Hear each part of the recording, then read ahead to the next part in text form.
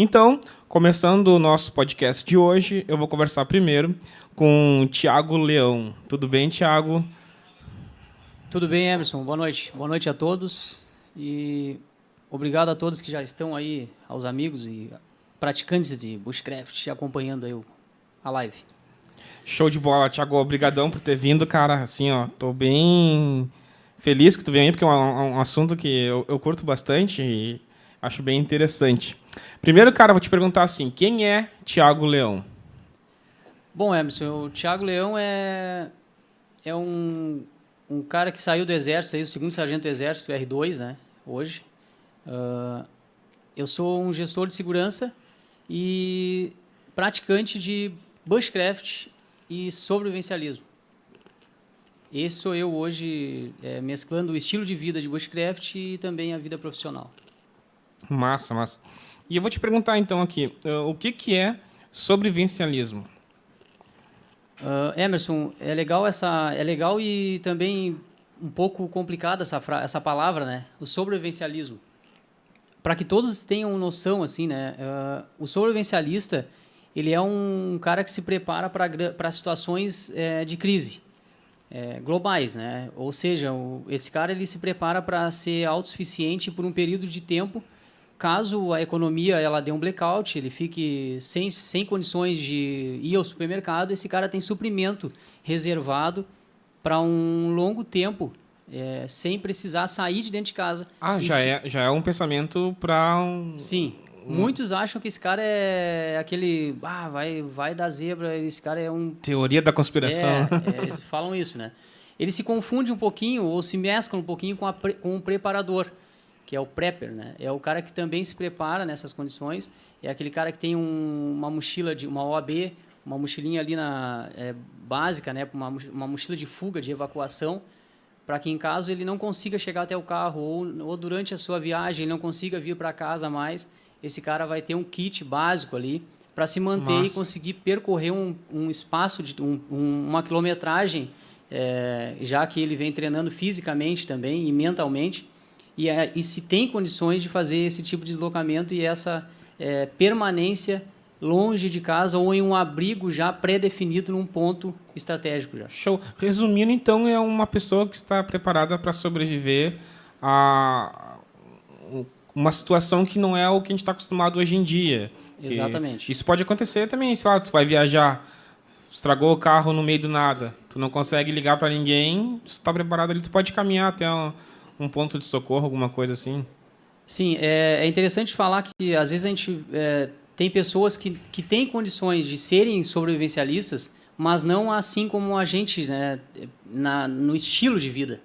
Mas aquelas pessoas que as famílias normais, famílias comuns, vamos dizer assim, elas podem, ao sair de casa antes, analisar o seu carro, aquela manutenção que tu faz do carro para viajar, a verificação de step, a verificação de água, carregar água reserva no teu porta-mala, carregar equipamentos ou meios que tu consiga preparar alguma coisa, ou uma alimentação, caso tu fique empenhado durante esse percurso e tu precise esperar um socorro, né? Então, contatos de pessoas, um carregador de celular que tu carregue, uma bateria reserva, isso são situações que englobam o sobrevivencialista. Massa. E qual que é a diferença do sobrevivencialista para o bushcraft? Bom, eu estava há pouco tempo discutindo, a gente discutiu bastante no grupo ali que nós temos dos bushcrafters, ou preparadores, ou pessoas que praticam essa atividade, né? O bushcraft hoje ele é um estilo de vida que eu tenho para mim, isso vai ser uma visão que eu vou passar, mas que talvez outro praticante possa ter uma visão diferente. Mas ele é a arte de viver do mato, das coisas que a natureza me fornece. Então, é um estilo de vida onde eu vou para a mata e ela vai me fornecer todos os meios que eu preciso para sobreviver. Isso é o bushcraft. Massa. E eu vou te perguntar aqui, qualquer pessoa pode praticar o bushcraft? Sim. Em casa, muitas pessoas acham que o bushcraft seria o cara viver sem nenhum tipo de material industrializado, né? Mas a gente tem exemplos de agricultores que realmente eles são bushcraft. Eles fazem o bushcraft. O agricultor ele é autossuficiente. Ele ele planta, ele lavra a terra, ele colhe os produtos dele, ele usa aqueles produtos, uma horta que tu tens em casa, pessoas que têm abelha, que produzem mel, ou o cara que consegue fazer um entalhe, o cara que pratica a atividade com as mãos, que ele vai para a natureza, essa conexão com a natureza, sim, desde que tu tenha a intenção de ir para a natureza e te conectar com ela, tu estás praticando bushcraft. Então, todas as pessoas, desde que elas vão para um camping e elas querem ir para lá para relaxar, para sentir a energia da natureza, esse cara está praticando bushcraft. Massa. Tu falou em entalhe. Aqui tu trouxe para nós uma colher aqui que foi tu que fez, né? Que é de madeira. Isso é uma característica de quem pratica, né? E essa, eu confeccionei confeccionei todos os que estão aqui em cima. Deixa eu ver. Inclusive aqui. Não sei se dá para ver aqui, Diego.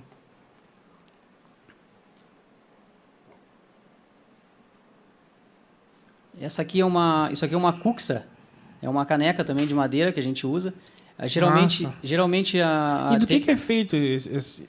Cara, isso aqui eu peguei um resto de jardinagem, uma madeira que foi cortada e eu utilizei o tronco e fiz uma caneca. Massa. Todas as madeiras aqui são reaproveitadas, né? Eu encontrei caminhando e eu reutilizo ela. Inclusive essa aqui eu fiz hoje. Essa aqui eu fiz antes de vir para cá. E trouxe pra ti, cara. Isso aqui é pra ti. Pô, show, brigadão. Pô, que legal. Isso aí eu fiz com uma madeira que maneiro, tem bastante, cara, na cidade. E ela é tratada com ou óleo mineral ou azeite de oliva. Que maneiro. Eu não sei se o pessoal vai conseguir ver aqui, ó, mas...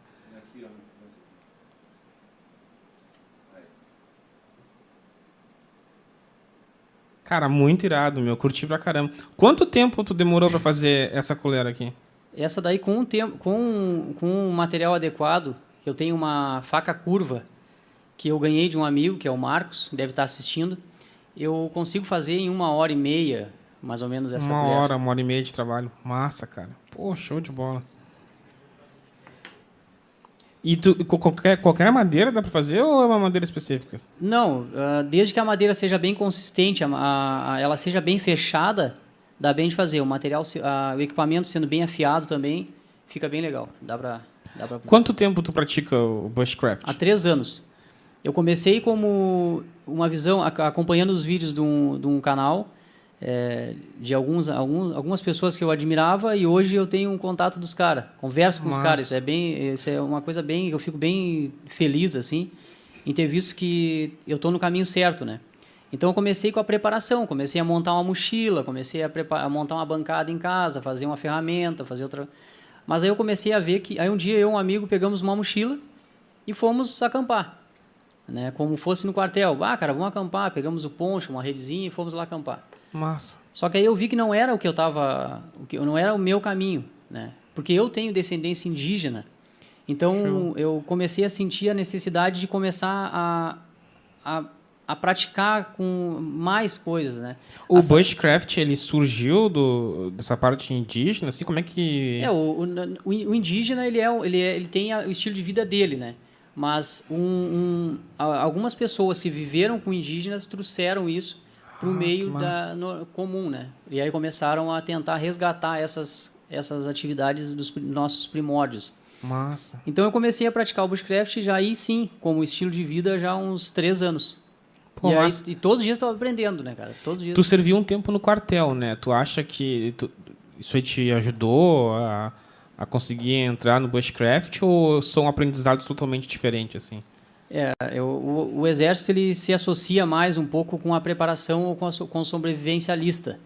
O bushcraft não tem... O exército não me ensinou nenhum tipo de atividade relacionada à prática de fogo primitivo. Isso aí não. O exército não influenciou nisso. Eu só tenho bastante aprendizado técnico que eu utilizo associado ao bushcraft. Massa. E eu vou te perguntar aqui, me fala 3 coisas que não pode faltar em um kit de sobrevivência. Bom, no meu kit, o kit de sobrevivência, eu tenho um específico, né? Mas numa atividade que eu vá praticar no mato, eu tenho 3 itens que não pode faltar, que é o facão, que é um recipiente para aquecer água, ou ferver água, ou fazer a comida, uma alimentação, e a pederneira. Pederneira está sempre comigo. Então, eu tenho na pulseira, ou eu tenho aqui um kit pesca também. Para que serve? Como é que é? Pederneira. A pederneira ela serve para, ela é o ferrocélio, ela serve para fazer fogo. Serve pra fazer fogo. Eu tenho aqui eu tenho esse kit aqui que eu ando no pescoço, que eu fiz também, né? Essa é o barato que a satisfação tá em tu produzir as próprias coisas, entendeu? Então não tentar usar o menos industrializado. E isso aqui é uma pederneira, ela riscando contra o ferro, contra as costas de uma lâmina, ela vai produzir uma faísca que vai iniciar o fogo. Legal. Isso aí tu produz faísca em cima daquilo que tu estava comentando nos bastidores aqui, que são as iscas, né, de fogo. Eu trouxe uma aqui, ó, que é bem conhecida no meio, é o Fatwood, que eu estava comentando que é a madeira resinada de pinheiro. Esse aqui eu trouxe para ti também, vou deixar contigo. E aqui é uma isca bem inflamável, ela é natural e ajuda muito na confecção do fogo, né, na iniciação do fogo. Quando eu for fazer um churrasco, eu vou lembrar de ti. Exatamente. Tu raspa um pouquinho dele assim em cima da onde tu quer fazer o fogo e ele vai permanecer queimando por um tempo. Cara, é muito irado isso aqui. O pessoal acho que não vai conseguir ver em casa, mas é uma madeira. Uma madeira resinada, né? É isso. Ela é resina pura aí, né? Cara, e isso tudo que tu tá falando aqui, mostrando, são coisas que tu encontra na natureza. Sim, exatamente. Que show de bola, cara. No caso, esse pinheiro aí, esse galho que eu trouxe, eu peguei um galho e ele já estava morto, esse galho, né? E o galho de pinheiro resinado, que ajuda a fazer fogo, ou qualquer árvore resinada? Não, qualquer árvore. A gente usa muito o pinheiro. Tá. Eu nunca vi outra planta com tanta resina igual a essa. Não encontrei. É a resina que facilita. Porque ele é o sistema de proteção dele, né? E aí ele vai encharcar esse galho de resina e vai se tornar numa madeira resinada. E vai ficar... Pô, muito legal, cara. Muito legal. E tu usa também para fazer fogo outras coisas, né? Eu vi que tu tem um arco, né? Tu tava mostrando para nós nos bastidores ali também. Como é que funciona? Tu gira ele ali, ele vai roçando na madeira, e aí é o ar quente que faz? Como é que... Esse aqui, Emerson, é uma prancha, a gente chama de prancha. Tá? Ela é uma madeira chamada Grande Uva, que foi o Jorge que me deu no canal. E esse aqui a gente chama de broca. Tá? Aqui a gente chama de soquete, que esse aqui eu bisurei ele aqui porque para treinamento, então eu botei um rolamento, né, para facilitar o atrito. E o arco, ele pode ser... Eu utilizei aqui uma corda de cortar grama. De nylon. Então, o que faz a produção do fogo aqui, da brasa, é o atrito da broca com a prancha. Ela vai produzir uma serragem aqui, e esse atrito, pela caloria dele, a gente fez ali, deu 26 segundos. Caraca. A gente já tinha brasa aqui, suficiente para iniciar o fogo, numa isca já 26 preparada, segundos. Né? Cara, eu fui fazer um churrasco esses tempos. O Moscarelli não tava viajando. E, cara, eu levei mais de 1 hora para acender o fogo. Foi bem difícil. Eu acho que a culpa foi do carvão. O carvão não era de queimar. Não eu pode acho que o carvão não era de queimar. Sabotaram o teu carvão, botaram, umedeceram ele. Umedeceram, tava úmido. Acontece. E me diz uma coisa totalmente diferente aí. Me disseram que tu botar óleo ajuda a prender fogo? Cara, tem umas técnicas que a gente usa a madeira, deixando ela dentro de um recipiente com óleo saturado já, tá? Tu colocas ele dentro daquele recipiente com óleo e deixa ele enxugar todo aquele sozinho, encharcar com óleo. Tá? Ele não é muito inflamável, não é inflamável quanto o Fatwood, mas ele vai servir para que quando tu tiver iniciado o fogo, tu colocar ele vai permanecer uma chama por algum tempo até pegar no carvão ali, para quem gosta de fazer churrasco, né? Ou quem gosta de quem quer fazer um fogo aí no mato, um churrasco, uma coisa. Mas eu não utilizo mais porque eu vi que não tem tanta funcionalidade para mim, né? Então eu prefiro utilizar já que eu vou fazer esse óleo, eu prefiro utilizar um algodão com vaselina sólida ou parafina. Show. E assim, tu acampa, tu vai muito pra mata, né? Vou te fazer uma pergunta agora relacionada aqui à parte de mata. O que uma pessoa que se perdeu na mata deve procurar fazer primeiramente? Cara, tem uma sigla que aí até o Vagninho deve de lembrar daqui a pouco, que ele serviu. Se chama ESAON. né? Assim que o praticante ele se deparou com a situação de estar perdido, ele tem que estacionar, ele tem que se sentar, ele tem que se acalmar, depois ele se orienta e aí sim ele navega. Então é ESAON, é a sigla. A primeira coisa que tem que fazer é parar e te acalmar, cara, né? Para tentar verificar o que tu vai fazer a partir dali. Depois que tu começar a ter calma e se orienta, e começa assim, a partir daí te orientar, caso eu tenha uma bússola, ou tu vai te orientar pelo sol, ou caso se for à noite já, eu já não oriento e não tem nenhum tipo de vez assim que eu digo, eu me orientei à noite. Não há possibilidade. Então, à noite é para tu parar, tu já construir um abrigo provisório, improvisado, rápido, que é isso também uma atividade do bushcraft, a gente fazer abrigos primitivos, essa técnica. Então, a gente faz um abrigo primitivo, improvisado, e a partir do outro dia de manhã, sim, tu começa de novo a te orientar e navegar. Esse é o bizu. Então, achar uma ravina, um córrego, né, e aí acompanhar ele até chegar a uma área civilizada, que próximo, possivelmente haverá uma construção, né, alguma vila. Na beira do rio, se tu seguir pelo rio, provavelmente tu vai achar possivelmente pode ser que tu encontre ou alguém navegando, ou daqui a pouco mais uma civilização, né? Faz sentido. Uma chácara, alguma fazenda, porque geralmente as pessoas precisam estar perto da água, né? Verdade, faz muito sentido. Temos perguntas, Sons?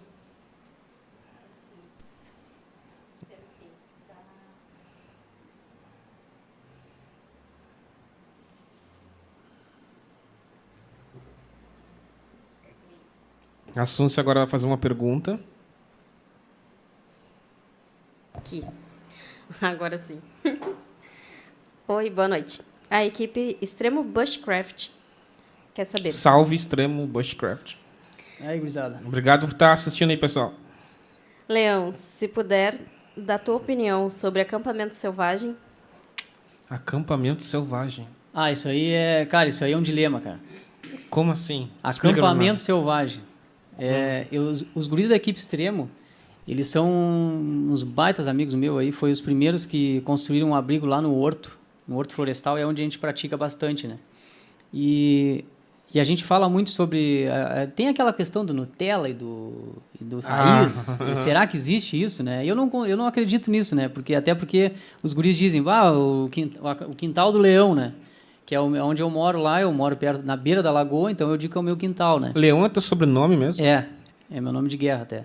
Massa. Então, os guris falam, a gente falou bastante sobre acampamento selvagem, é que a gente vê alguns vídeos titulados como acampamento selvagem. Aí tu vai ver, tem um monte de macetezinho ali que é coisa tipo, só faltou um cooler com um copo Stanley e, aí o cara bota acampamento selvagem, né, cara? Então, eu não sou muito adepto dessa questão de utilização da palavra selvagem, né? Para mim, selvagem é um cara selvagem, tá lá... Tá atirado no meio do brejo lá e não tem, cara. Não tem nada. Pedra. Não tem nada. E pra mim, a selvagem é isso. Agora os caras usam tipo largados e pelados? Assim? Eu acho que seria mais ou menos, né? A prática deles eles montam um cenário para que isso seja o mais selvagem possível, né? Massa. Mas não consigo trazer para a realidade atual selvagem, né?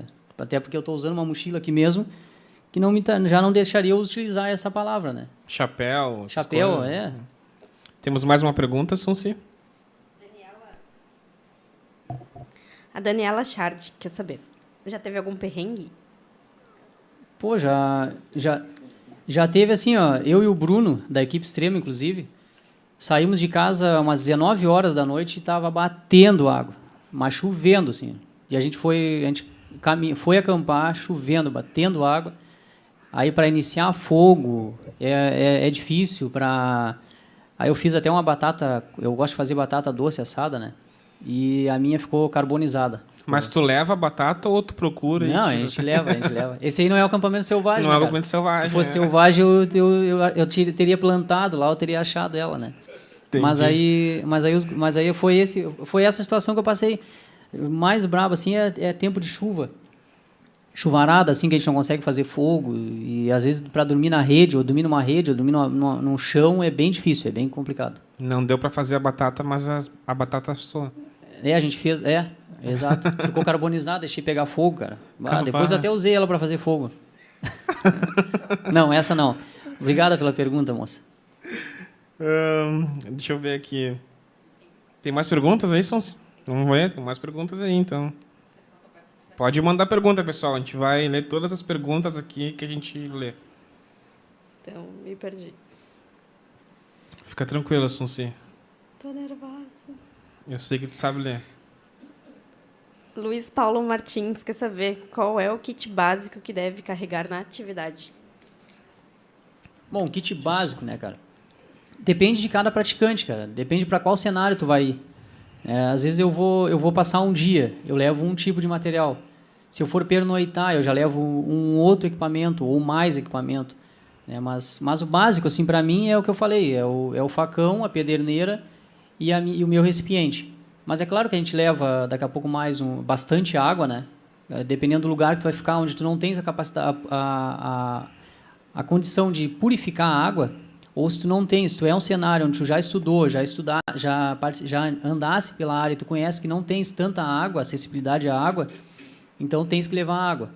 No caso nosso, alguns lugares que eu vou, eu purifico a água. A gente ferve ou a gente purifica ela, né? Tem algumas técnicas de purificação e daí o mais importante, então, da atividade, seja ela qual for, relacionada a outdoor, na natureza, primeiramente é água e depois os outros itens para agregar, né? Tu sabe que quando eu vou fazer um casamento na colônia, um ensaio que é pra fora, assim, a primeira coisa que eu lembro de botar na mochila é o repelente. Repelente. Repelente, cara. Esse aí não é selvagem. É, não é selvagem. mas cara. os mosquitos são. Os mosquitos são muito selvagens, cara. Os mosquitos são mais selvagens que eu. Mas sabe que tem alguém que tem um dos guris da equipe extrema aí que tá acompanhando, que eles fazem isso. Os guris da equipe extrema, eles descem do carro, antes de pegar o equipamento, eles passam repelente, todo. Repelente, aí um passa no outro até. Aí, pessoal. Equipe extrema. Aí depois a gente pega a mochila e eles vão. Mas repelente é importante, cara. Não eu tô bobeando, mas realmente tem pessoas que têm alergia àquele miruim, né? Então fica cheio de... incomoda. Quando tu vê, tá sangrando os braços. Tu não consegue aproveitar a atividade, né? Mas assim, falando sério, tem como fazer um repelente natural ou é melhor tu comprar um repelente mesmo? Não, hoje tem condição de comprar, então compra. Mas tem certas plantas que dá para fazer natural. Tu passa ela na pele Citronela, e ela vai repelir. Mas eu não acho, eu nunca usei aqui, não achei aqui nem com tanta eficiência. Né? Então, o mais eficiente para mim é o repelente mesmo, artificial. Temos mais uma pergunta, Suns? Aí, ó. A equipe Extremo Bushcraft quer saber. Leão, tu acha que a galera local está no caminho certo da prática Bushcraft? Boa, essa pergunta foi bem legal. Até porque já aproveito o ensejo para agradecer o Emerson e a equipe que me trouxe aqui, né? Eu tenho certeza que bastante gente fora do cenário da atividade natural, assim, na atividade mateira, vai ver esse vídeo, até porque os outros participantes são algo totalmente diferente, né?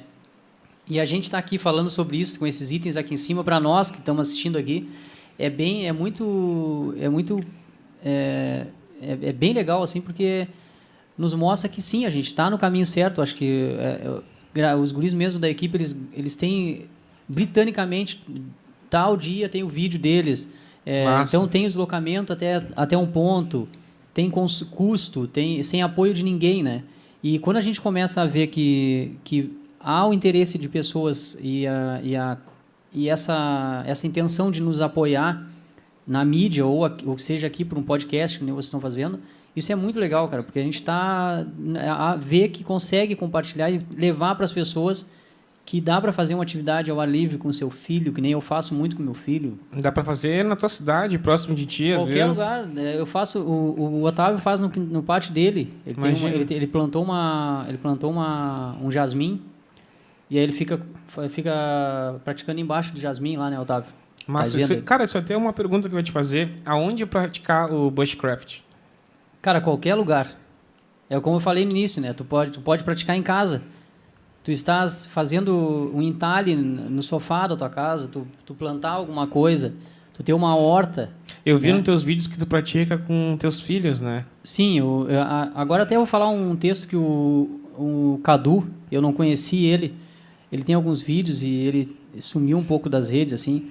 Mas o Otávio até comentou sobre essa frase que ele falou, que eu trouxe para a realidade assim de pessoas, né? Que às vezes a gente ensinar a ver o filho da gente aprender a fazer um fogo primitivo, ou ver um filho da gente aprender a andar de bicicleta é uma coisa, né? Mas quando a gente ensina o nosso filho a andar de bicicleta, ou ensina o nosso filho a praticar um fogo primitivo, é o cara que vai ser o herói dele, né? Então essa atividade ela vai ser para a vida toda, cara. Então sim, dá para fazer no pátio da tua casa, dá para fazer na frente da tua casa, sei lá, em qualquer lugar, cara. Onde tu quiser praticar, desde que tu esteja com a intenção conectada com esse estilo de vida, com certeza vai ser considerado para ti um bushcraft. Mas temos mais uma pergunta, é isso? Sim. Bushcraft Nan. Me corrijam se eu estiver errado. Conhece, hein? N-A-N. Então, quem foram tuas inspirações no bushcraft, Thiago? As minhas inspirações foram, primeiro, eu não posso deixar de falar que eu comecei a ver, o vídeo aqui foi do Paulo Momento, que é um praticante aqui da cidade, que ele é um pouco diferente assim, a atividade dele, mas foi a partir daí que eu comecei a querer ver, conhecer os lugares. Depois eu fui para o Leopoldo e o Jorge Mato Verde, que são dois canais, Sobrevivendo ao Jogo e o Mato Verde, que são dois canais também bem legais, assim. E tem grupos, assim, que se encontram para fazer o bushcraft aqui? Existe uma reunião de bushcraft em Santa Catarina que eles fazem, que é o Rupur, chamado Rupur. Nossa. Então eles fazem uma vez por ano esse encontro e a intenção é ir para lá, né? É como se fosse um rodeio internacional do Erval, assim. Os caras vão para lá para Erval. O pessoal de Erval aí conhece. Deixa eu te fazer uma pergunta aqui. Tem mais pergunta? Tá, então temos mais perguntas do pessoal aí que está assistindo. Os Escavadores do Sul, resgatando a história. Olha só aí, salve Escavadores do Sul. Glauber. Boa noite. Pergunta para o Thiago. O que fazer em casos de picada de peçonhentos na mata com poucos recursos? Ih, rapaz, acho que é cobra, né? Peçonhento é cobra. A gente costuma dizer que é a sogra, mas eu acho que hoje é cobra que estão falando. Animais peçonhentos, né? O primeiro de tudo é trabalhar sempre com a prevenção, né? Prevenir, evitar... Não ser picado, né? Esse é o primeiro passo, né? Eu já quase pisei assim numa cruzeira que a gente chama, né? A Urutu, né? Mas não tive nenhum tipo de acidente. Mas a primeira coisa é, se for, como vai ser geralmente vai ser na região da canela para baixo, ali, tornozelo, se tu tiver sozinho, cara, se tiver sozinho, ferrou. Não, mas é elevar o membro e pedir socorro, cara. E tentar evacuar a vítima do local imediatamente, né? Não tem o que fazer, não tem aquela história de, eu vou cortar aqui e vou sugar, não existe isso, tá? Isso aí é fantasia. É elevar o membro e levar a pessoa, a vítima, para o local mais rápido possível. Vamos evacuar ela do local. Não tem muito o que fazer, né? Não tem. Temos mais perguntas, isso? Tem sim. Magno Carpes quer saber qual é a idade adequada para iniciar a prática do bushcraft? A pessoa que não sabe nada sobre bushcraft, por onde começar? Manda um abraço pro Jagunço. Jagunço? Jagunço. A gente chama de jagunço ele. É o jagunço. Salve, jagunço. Salve, jagunço. Cara, o meu guri com 5 anos pratica. Meu mandinho tá praticando com 5 anos. Então ele gosta de usar a pederneira, ele gosta de ficar mexendo no fogo ali. Eu tô fazendo uma cadeira de mato, que é feita com pedaços de madeira, encaixes ali. E ele tá na volta, ele tá brincando, ele tá tentando pescar. Ele tá sempre com a tua orientação, ele tá sempre na minha volta olhando e ele já tá praticando. Então, desde que tenha já condições de se deslocar assim, né, sozinho, eu já levo meu pequeno desde os 3 anos para essa. Massa. Temos mais uma pergunta aí? Bushcraft, Bruno Fuentes quer saber. Já encontrou algum animal perigoso no caminho? Chupa-cabra, já viu? Encontrei o jagunço uma vez. Cara, uma vez eu me assustei, eu olhei assim e disse uma cobra. E eu corri. Aí depois eu vi o pessoal comentando lá, tinha um guri lá correndo de mussu. Mussu Mussum, cara. é um peixe, né? É, mussum, é. Mas tava fora d'água. Não, geralmente ele é bom na panela, né? Ah, Não. Tira mas a foi bom pele pra me dele. assustar. Nesse dia pendura, ele foi tira a bom pele, pra me assim. fazer correr. Não, aí não é selvagem também, cara. Mas tu já viu algum animal selvagem? Já, aí? não, eu já vi. Foi o que eu falei agora há pouco, né? Lá no Horto a gente passou 2 anos indo acampar e nunca encontrou uma cobra, nada. Aí um dia, quase que eu pisei em cima de uma, assim, uma cruzeira. Foi a vez que eu. Que tu mais se assustou, assim. Foi. Pô, se eu tivesse sido mordido, eu tava no sangue, porque eu gosto de fazer de bike, né? Então eu vou de casa de bike até lá. Dá uns 35 km. Massa. E aí eu ia ficar meio. Temos mais uma, Suns? Sim, Que bom, o pessoal tá fazendo pergunta, eu não preciso nem perguntar. tem bastante participação, sim. Boa pro mato. Quer saber? Pô, Brisa, André Brisa. Quais os biomas que você já fez vivência? Pô, valeu, irmão, pela participação aí. Eu pratico bastante aqui no Pampa, né? Na verdade, é onde eu comecei, assim, no Pampa Gaúcho aqui. Eu até falo que eu quero levar o bushcraft gaúcho, assim, levando junto a nossa cultura, né?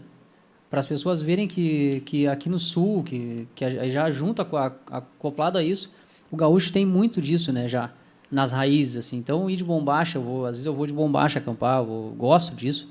Então, o bioma predominante, assim, que eu utilizo, que eu cuido, que eu atuo, é no Pampa, é na mata nativa aqui, na Mata Atlântica, né? E a última vez que eu fui agora foi lá em Floripa, que parecia um deserto aquilo lá, aquela praia. Eu vi o vídeo. Na praia de Moçambique, que eu tive a experiência de caminhar numa areia que eu não tinha contato, né? Ainda, né? Que é umas dunas, assim, areia bem difícil de locomoção, e aí eu pude ter experiência na questão dos calçados ali, em relação já aprendi um pouco sobre qual tipo de equipamento utilizar num caso desse, então... Mas eu vi que teve perguntas no teu vídeo ali sobre qual bota tu tinha usado. Isso, sempre tem, cara, sempre tem aprendizado, então toda vez que tu for em alguma atividade, tu vai tirar um aprendizado de alguma situação que tu passou para que uma outra tu não passe o mesmo sanhaço ali. Te perguntar aqui antes que mais alguém pergunte. Qual que é a melhor faca, assim, que tu acha que... essa faca não pode faltar na minha mochila? Eu ganhei uma faca, ela é uma faca de sobrevivência, assim, que o pessoal utiliza bastante. Eu não vou falar a marca, né? Tu que sabe. É da marca Baco, tá? É uma marca... Essa não pode falar. Não pode? Não. Tá, eu não posso falar, então eu retiro. Eu falei marca Baco, não vou falar mais. Não, pode falar assim, como é que é Baco? Se quiserem apoiar, né? Se quiserem apoiar, né? Mandem facas pra cá. Né? É a mesmo fabricante da Mora. Que é uma outra faca também. Então, ela é uma faca sueca. Eu ganhei da minha esposa. Foi aí que eu vi que ela era a pessoa certa para me casar. Nossa. Conheci ela e ela me deu de presente uma faca e aí digo, bom, essa é para a vida toda, né? A mulher, não a faca. Sim. Mas é uma faca, uma lâmina que dá para fazer entalhe, dá para fazer algum tipo de trabalho, dá para limpar um peixe, que nem hoje eu utilizei para limpar um peixe, é uma faca pequena e de fácil porte, né? Mas assim como a mulher, se tu não tratar ela com respeito, ela te machuca. Não, exatamente. Se tu afiar demais também, ela te corta. Então. E ela tá acompanhando aí. Sunsi, temos mais pergunta? Sunsi tá rindo ali. Sunsi, quem não sabe, a Sunsi é casada comigo. Ela gosta de falar isso pra todo mundo. Próxima pergunta, Sunsi. 3 nós, deve ser. 3 nós. 3 nós, deve ser nó de amarrar, né? Isso, os caras são bons. Fala um pouco sobre a construção dos abrigos no Horto. Super interessante cada história. Que legal. Essa pergunta é legal, cara. Pô, valeu, irmão. Nós começamos a praticar os abrigos, né? Ali no Horto Florestal da UFPEL onde a gente pratica mais, né? Mas... Porque é uma área de pinheiro e é uma área que o pinheiro é um invasor, né? Então, se a gente tiver que cortar um pinheiro, não tem problema, né? Então, às vezes a gente quer fazer um abrigo. Até construiu-se um abrigo, que a equipe Extremo foi o precursor disso. Eles construíram um abrigo onde é um local de vivências hoje, onde a gente se reúne. Então, aí ao redor desse abrigo, a 200, 300 metros para cada lado, a gente montou até onde eu montei um primeiro abrigo primitivo meu, ficou bem legal. E depois os outros foram montando ao redor disso e se tornou assim uma área quase que uma vila. Que show. Ficou legal. Mais uma pergunta, Suns? Sim. Si, Jan. Tiago, dá uma dica de como pegar frio aí no sul sem ter dor de cabeça. Pô, não... Ar-condicionado. Bom, aqui no sul, a gente não dá bola pro frio, né, tia? Às vezes tá 15, 16 graus, o pessoal lá já fala que tá frio, né? Lá pra Sim. cima. E aqui a gente tá legal, assim, tá... Dá pra ir pra praia. Quando passa disso, já fica ruim, porque aí já começa a ficar muito quente. Então, quando a gente tem geada, eu me lembro quando era mandinho que eu quebrava o gelo dos coxos dos cavalos, assim, que criava gelo, né, no coxo. Hoje já não tem muito até isso, né? Mas o frio aqui é até bom. Eu gosto do inverno, e de acampar no inverno é melhor ainda, né? É mesmo? É a melhor parte da... É bom. É, porque tu faz uma fogueira ali e passou o frio, né? É. Agora, no verão, E a gente que acampa gosta de acampar com chuva, cara. capaz. Aquela chuva fraquinha, porque dá o barulho na lona. Aí dorme. Então, aí pra dormir, pra ficar tomando chimarrão, fazer um café e conversar é Que o massa. cenário ideal, né? Que show. Temos mais uma pergunta, Suns? Dutra Survival pergunta: Leão, que kit primeiros socorros é essencial para a prática mateira? Boa. Bom, valeu, Dutra. Dutra é do Paraná. O kit de primeiros socorros, eu utilizo o básico, assim, até porque eu não sou um especialista em socorro, né? Um socorrista básico ali. Então, fazer uma compressão de uma hemorragia, utilizar um torniquete, que há treinamento de APH para isso. E então, eu carrego tesoura, carrego esparadrapo, carrego alguns remédios para dor de cabeça, enjoo. O basicão, assim, para que, ficar acampando com dor de cabeça o tempo todo é ruim. Então, o básico, até para me automedicar, é sem ter problema, né? Após isso. Então, eu sugiro sempre que carregue um kitzinho de primeiros socorros. Massa. Mais uma pergunta, Suns? Sim. Milton Meiato.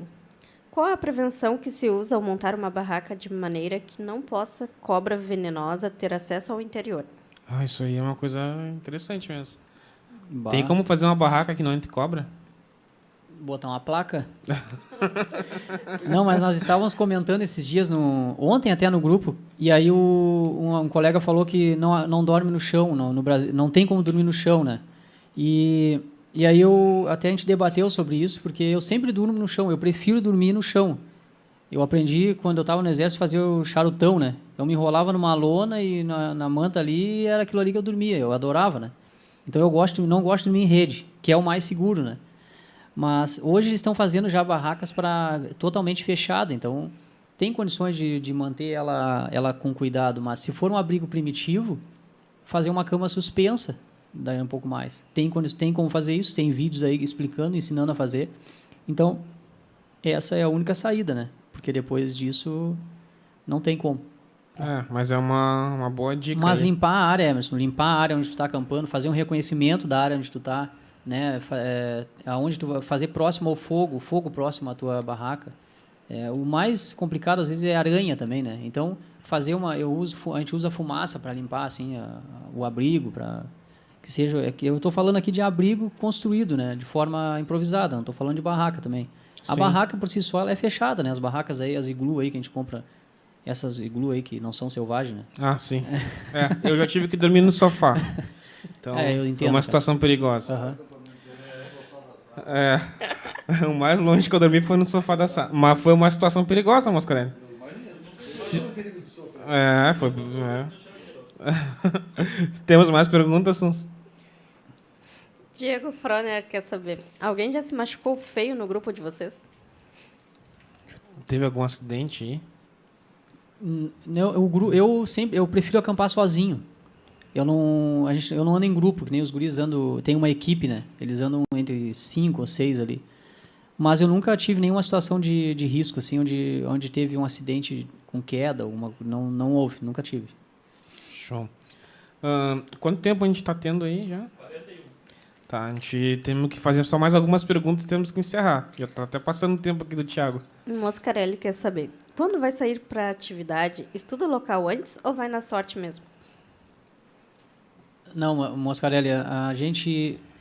Eu fui uma vez, toda vez que eu fui acampar, eu fui destinado a um local. Por exemplo, eu fui para o Rio Piratini, a gente chama aqui de Passo Ricardo, né? Antes de chegar a Pedro Osório ali. Ali sim, ali a gente pega depois de entrar na trilha, a gente vai andando até achar um local que me forneça condições para montar um abrigo, para que eu tenha água próximo, que eu tenha um local para fazer um fogo, talvez umas pedras na volta. A gente sempre sim destina um local. Eu vou para o horto. Aí no horto a gente vai deslocar lá dentro até achar um local que me forneça esses mesmos meios, né? Condições de montar um abrigo, material. Daqui a pouco mais tem uma área que tenha cipó. Eu gosto de ir mais para a área nativa, então eu procuro um pouco dessa mescla, né? Mas a gente sempre faz um estudo, assim, é bom fazer do deslocamento. É a estratégia, né? Tipo, para onde eu vou evacuar, né? Se eu for sair daqui, para onde eu ponto mais perto. Eu sempre tenho isso em mente, assim. Então, eu vou para 116 ou eu vou para o Capão do Leão.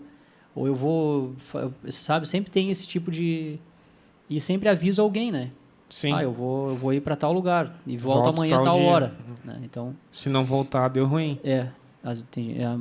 Pode ser que a mulher até nem dê bola, né? Bom, Thiago, a gente está chegando aqui no final da nossa entrevista, tá? Nosso bate-papo foi muito legal. Tinha mais pergunta para te fazer, mas a gente já está estourando o tempo já aqui. Tinha pergunta minha, tem mais pergunta do pessoal aí. Depois, amanhã, talvez à tarde ou à noite, vai ter replay ali dos comentários. Aí, se tu quiser responder ali pro pessoal, fica à vontade. Eu vou deixar aqui na descrição do vídeo também, depois, quando terminar, o link do canal do Thiago, que ele tem um canal no YouTube, onde ele mostra algumas atividades que ele faz, né? Tem uma ensinando a fazer fogo também, tem de água, né? Que eu já vi procurando água ali. Tem atividades com os filhos dele que ele faz e posta lá no Insta, que vai estar aqui na descrição também. Quer dar um recado pro pessoal? Cara, primeiro novamente agradecer, né, pela oportunidade, em nome de todos que estão assistindo, que todos que estão assistindo ali são praticantes, a maioria, né, das perguntas que eu ouvi são de praticantes. E eu tenho certeza que eles estão, pela união que eu vejo, eles estão se sentindo representados, assim, né? Não que eu tenha tanta, mas eu tentei trazer para cá um pouco do que a gente faz, pessoal, e transmitir para as pessoas que estão assistindo que existe essa atividade e ela é saudável, é uma energia muito boa, é uma satisfação muito grande quando tu consegue trazer a tua família e praticar um entalhe e presentear alguém, né? Como eu te presenteei aqui, é o maior prazer, cara, é um símbolo nosso, né? De dar um presente produzido pelas mãos nossas, né? Então esse é o maior presente, a melhor das coisas, assim, a satisfação de praticar o bushcraft, a sobrevivência, a prática mateira em si. Tem condições de todo mundo praticar. Se tu vai para um camping, que seja o camping mais Nutella que existe, se tu tá te sentindo bem, se tu tá te sentindo à vontade, não importa, não precisa de dinheiro para isso. Tu pode ir para a beira da lagoa aí, do rio onde tu mora, com mochilinha, com equipamento e conhecendo a área, tendo conhecimento técnico e orientação, tu pode praticar. E sintam-se todos bem-vindos ao meu canal, então, ao meu Instagram ali, Thiago Leão Bushcraft.